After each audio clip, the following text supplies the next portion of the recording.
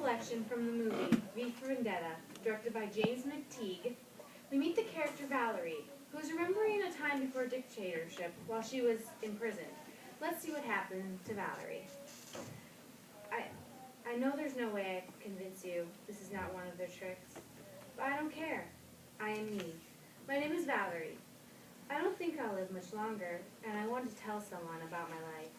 This is the only autobiography that I'll ever write, and God, I'm writing it on toilet paper. I was born in Nottingham in 1985. I don't remember much of those early years, but I do remember the rain. My grandmother owned a farm in Tattlebrook, and she used to tell me that God was in the rain. I passed my 11th class and went to girls' grammar. I was at school when I met my first girlfriend. Her name was Sarah. It was her wrists. They were beautiful. I thought we would love each other forever. I remember our teacher telling us that it was an adolescence phase that people outgrew. Sarah did. I didn't. In 2002, I fell in love with a girl named Christina. That year, I came out to my parents. I couldn't have done it without Chris holding my hand. My father wouldn't look at me. He told me to go and never come back.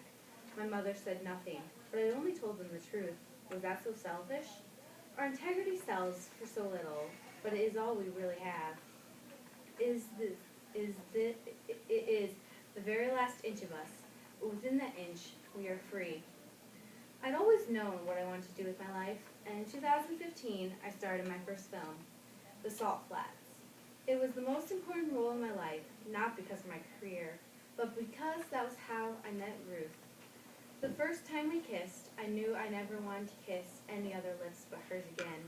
We moved to a small flat in London together. She grew scarlet Carsons for me in our window box, and our place always smelled of roses. Those were the best years of my life. But America's war grew worse and worse, and eventually came to London. After that, there were no roses anymore, not for anyone. I remember how the meaning of words began to change, how unfamiliar words like collateral and rendition became frightening, and while things like Northspire and Articles of Allegiance became powerful, I remember how different became dangerous. I still don't understand it, why they hate us so much. They took Ruth while she was out buying food. I've never cried so hard in my life. It wasn't long till they came for me. It seemed so strange that my life should end in such a terrible place, but for 3 years I had roses and I apologized to no one. I shall die here. Every inch of me shall perish, every inch but one. An inch. It is small and it is fragile, and it is the only thing in the world worth having. We must never lose it or give it away. We must never let them take it from us. I hope that whoever you are, you escape this place. I hope that the world turns and things get better.